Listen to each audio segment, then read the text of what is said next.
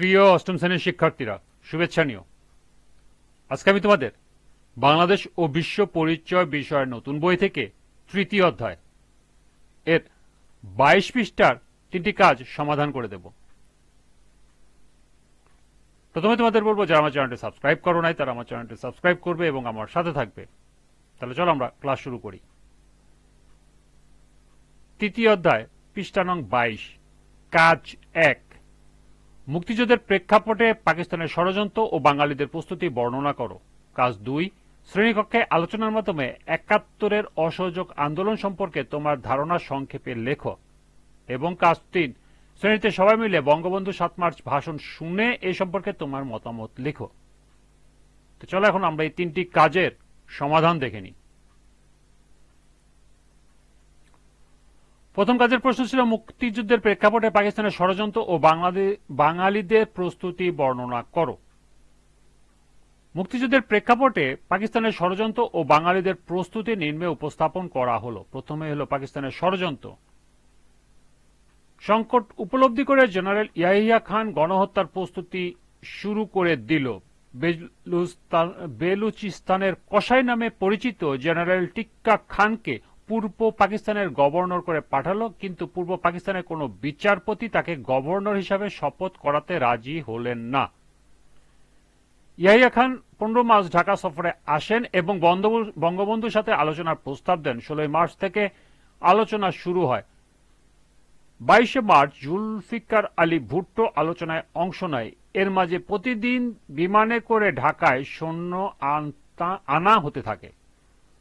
যুদ্ধ জাহাজে করে অস্ত্র এসে চট্টগ্রাম বন্দরে নোঙর করে, কিন্তু জনগণের বাধার কারণে সেই অস্ত্র তারা নামাতে পারছিল না।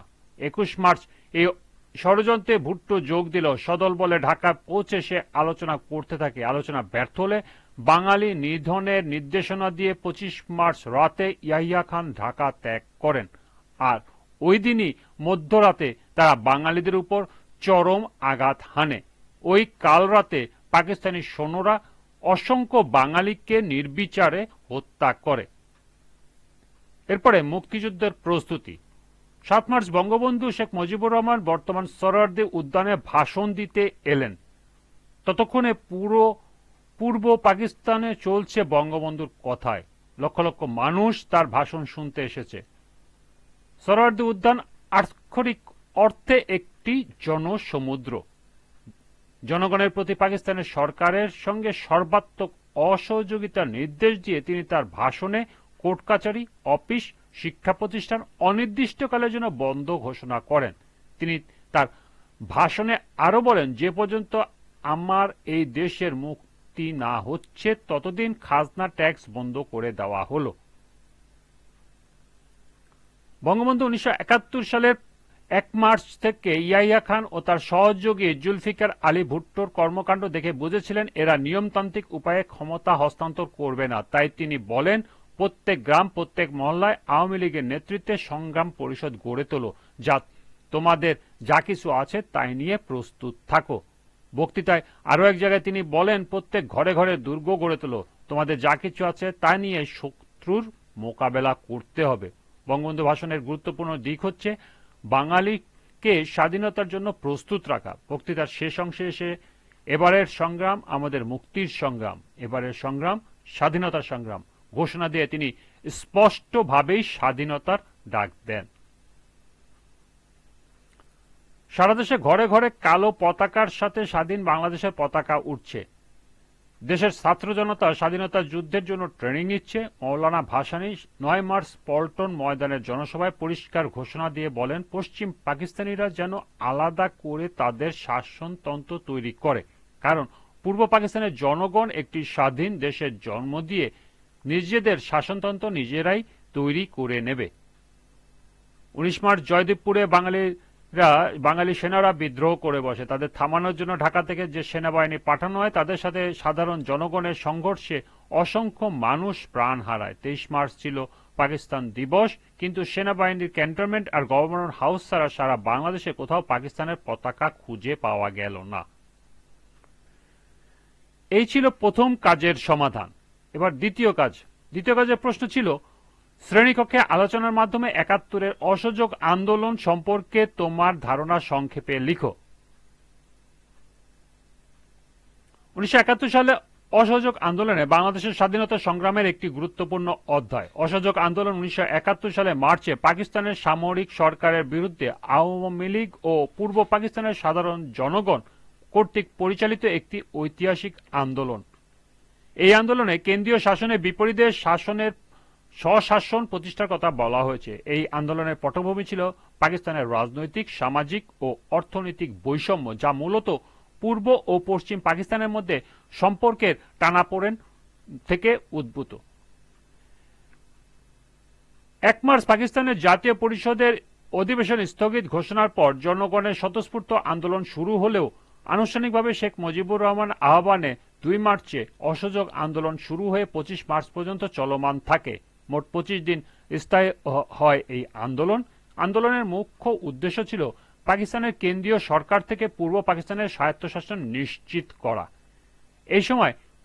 এই সময়কালে ক্রমশ পূর্ব পাকিস্তানের বেসামরিক প্রশাসনের উপর থেকে পশ্চিম পাকিস্তানের কেন্দ্রীয় সরকারের নিয়ন্ত্রণ প্রায় অচল হয়ে পড়ে।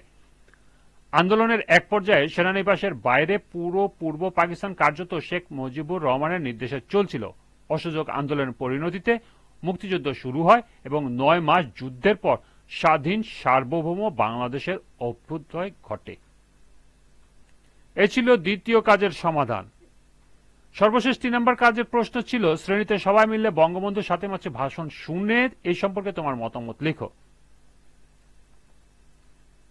পৃথিবীর ইতিহাসে যতগুলো গুরুত্বপূর্ণ ভাষণ আছে এর মধ্যে অন্যতম একটি হল ১৯৭১ সালে ৭ মার্চ রেসকোর্স ময়দানে দেওয়া বঙ্গবন্ধু শেখ মুজিবুর রহমানের ঐতিহাসিক ভাষণ। ৭ মার্চের বক্তব্যের আবেদন অপরিসীম। একটি ভাষণই পাল্টে দিল বাঙালির ইতিহাস। বাঙালি হয়ে উঠল স্বাধীনতাকামী। রাজনৈতিক ও স্বাধীনতার ঘোষণার ইঙ্গিতবাহী ভাষণ হলেও সামাজিক ও অর্থনৈতিক দিক থেকেও এটি ছিল অত্যন্ত গুরুত্বপূর্ণ। ৭ মার্চের বক্তব্যের প্রতিটি শব্দ, প্রতিটি বাক্য আমাদের অনুপ্রাণিত করে, অনুপ্রেরণা দেয়। এই বক্তব্য বিশ্বব্যাপী স্বাধীনতা অনুরাগী মানুষের অনুপ্রেরণার উৎস হিসেবে যুগ যুগ টিকে থাকবে। ১৯৭১ সালে ৭ মার্চের এই ঐতিহাসিক মহাকাব্যিক ভাষণে যেমন স্বাধীনতার মন্ত্রে উজ্জীবিত হওয়ার কথা বলা আছে, তেমনি বাঙালির অর্থনৈতিক মুক্তির কথাও বলা হয়েছে। তত্ত্বগত ধারণার দিক থেকে অর্থনৈতিক মুক্তি না থাকলে ব্যক্তিগত স্বাধীনতা অর্থহীন, আর অর্থনৈতিক মুক্তি পেতে গেলে সমাজের পরিবর্তন প্রয়োজন হয়। ১৯৭১ সালে ৭ মার্চের ভাষণে বঙ্গবন্ধু স্বাধীনতা আন্দোলনের ডাকের মাধ্যমে ছিল সামাজিক বিপ্লব। গণ আন্দোলন যাতে ব্যাহত না হয় এজন্য তিনি গণমানুষের রুটি রুজির পথও খোলা রেখেছিলেন। অসহযোগ আন্দোলনের মধ্যেও যাতে নিম্ন বর্গের খেটে খাওয়া মানুষ আর্থিক আয়ের পথ চালু রাখা যায় সে ব্যবস্থাও তিনি কথা বলেন। বাঙালির মুক্তি আন্দোলনে ৭ মার্চের ভাষণের দর্শন ছিল গণতন্ত্র, সাম্য, অসাম্প্রদায়িকতা ও ধর্ম নিরপেক্ষতা। ৭ মার্চের ভাষণে বঙ্গবন্ধু শোষণমুক্ত এক সমাজের কথা বলেছেন। তার এই রাজনৈতিক দর্শন, রাষ্ট্রচিন্তা, আত্মত্যাগ এবং আদর্শের প্রতি বিশ্বস্ততা বাঙালিকে নিয়ে গেছে চূড়ান্ত বিজয়ের লক্ষ্যে। এই ছিল এই ৩টি কাজের সমাধান। আজকের ক্লাসটি এ পর্যন্তই।